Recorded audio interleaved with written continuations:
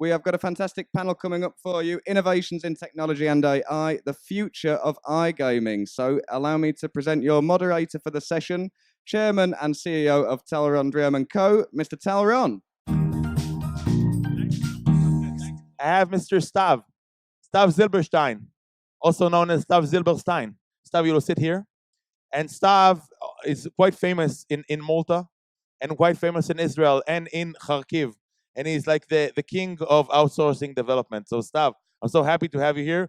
Thanks for having me. Happy to be here as well. Thank you so much. So we have here like a, eclectic panel, lots of interesting key people from the gaming industry. Also in the audience, I see people who I know already, like Becky Ligero, who, everybody knows Becky, and other people here that I also know, and also new faces, which is great. This is Jenya, heading our team in Singapore, and let's start. So let's start, and I'll introduce each one of you, and let's hear a bit more out of you. As I said, we have here Paul from the United Kingdom. You have here Stav, Israeli like me, but speaks with a better accent, and from Malta. And we have Alex, but you're all the time on the border between like Poland and other places, right, Alex? And Stav, I believe Stav, everybody knows. Like Paul, you were with me in Vilnius like a few months ago, and also with Margot in the Mare Balticum. But Stav has been also one of our best clients, and you've been with me like several summits already. And each time I learn new stuff from you on outsourcing. And I want to hear, there are lots of companies here who develop lots of operators, lots of platforms, and also lots of providers who do outsourcing for those companies. First of all, why is it so critical in iGaming to do outsourcing? I think that one of the critical stages that happen now in the industry, because the industry is starting to consolidate, it's maturing. You see greater turnover rates of employees in the iGaming industry, especially in the tech sector, development sector. So in Malta, there's a huge fight about it. And it's funny enough, the fight is now moving to Ukraine, where all of these companies are doing the outsourcing or their own offices. The same fight on talent. So now the same snatching of talent is starting to happen in Ukraine. And some people are even unaware of it. So they're just still fighting in the local bubbles, like in London or in Sweden or in Malta for talents. And they still have these unbelievable HR goals that they can never meet. And they're unaware of even that there is actually a huge arena already of iGaming in Ukraine that is taking place right now. So companies like us also find ourselves in this fight over talents, but we win most of the time. So it's so far so good. What do you say, actually, if I understand correctly from you, there's more demand for good developers in iGaming than in other sectors, and there is the need of companies, operators, and developers, and development and technology to reduce costs. Hence, there is a shift of going to outsourcing. Is this that dramatic? Let's say a cost of a developer in Sweden or in Israel than in Ukraine?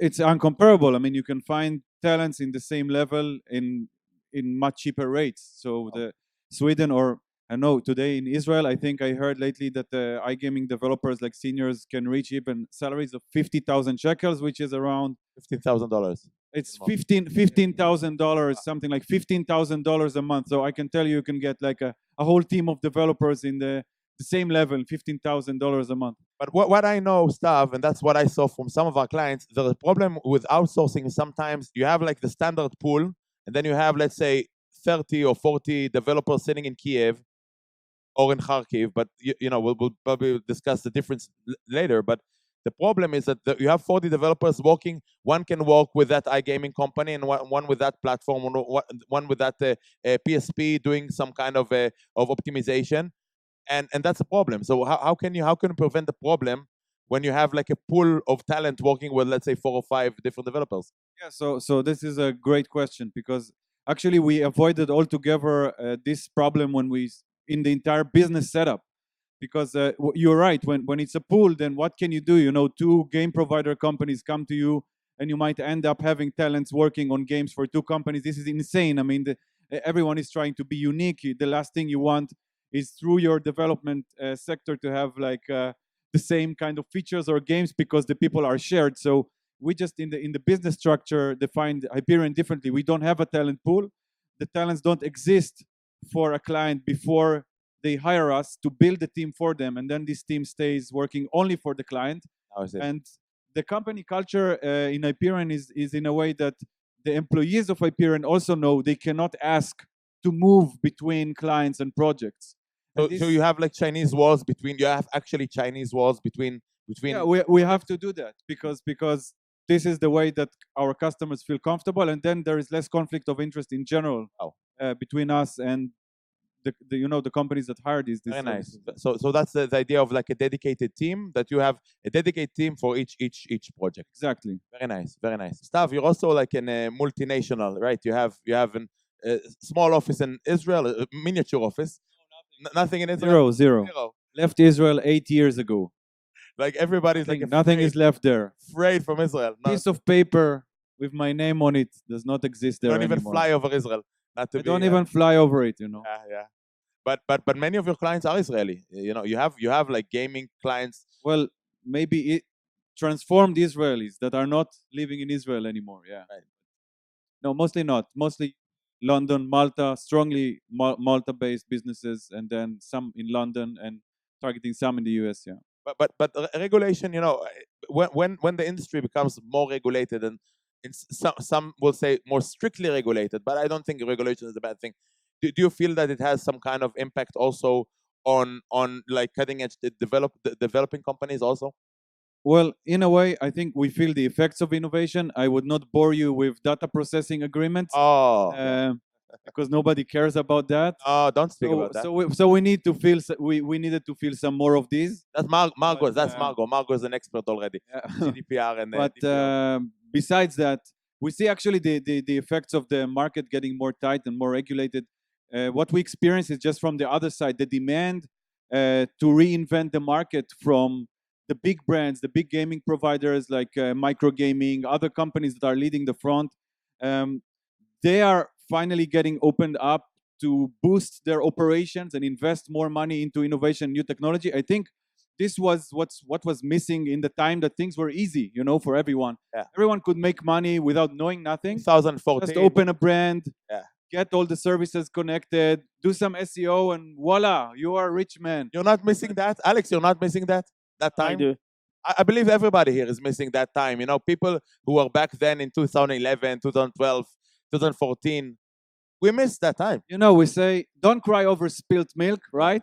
Right. Find a way how to retain it. Right, absolutely. I'm vegan, so it's better be almond milk or something. But in any case, it's. I think now it's just more challenging, and then the companies that can really push forward and understand you cannot just sit back and expect things to be the way they were, because they're not going.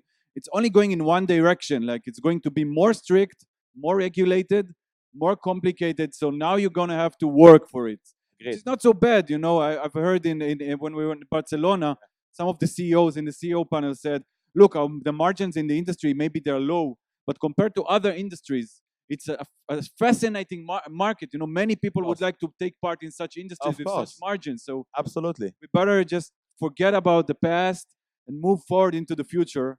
Yeah. And whoever doesn't want to, it makes it easier for the ones that do, because this is the consolidation, all of that. The number of players in the market is just going down. The quality is going up. So absolutely, you do see some kind of like turnover this year. You do see like new boosts of new companies, but some of the biggest names are already here since, I don't know, 2012, 2011.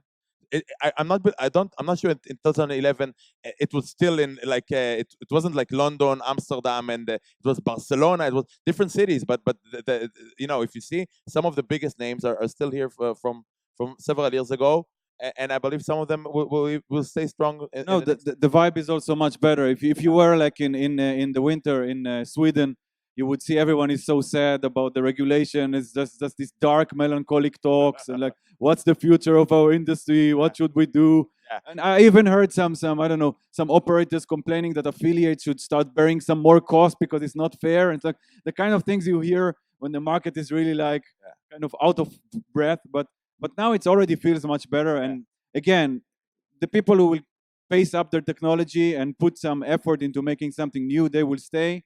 And the ones that think they just can buy like a casino license and a website and put some games on it and survive, this is just going to fade out. This is not going to last. Stav, let's just give a money tip, and then Alex, also a tip from you, how to make money in 2019 but still be compliant. Money tip. Don't keep all your money to yourself. This is my best money tip for you. Don't be greedy.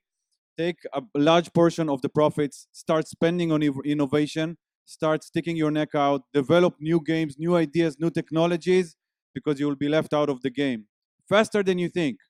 And it's very addictive to look at the profit lines and think, oh, let's keep this, it's going, and shout on some employees, how can you keep this going? They cannot keep this going if you don't take the products to the next level. And this is not going to change. I mean, I know it sounds like something that's been said like a million times before, but not everyone seems to pick up on this train. So pick up on the train or be left out. That's it. There's Wow. nothing else, you know? Wow, that's a tip.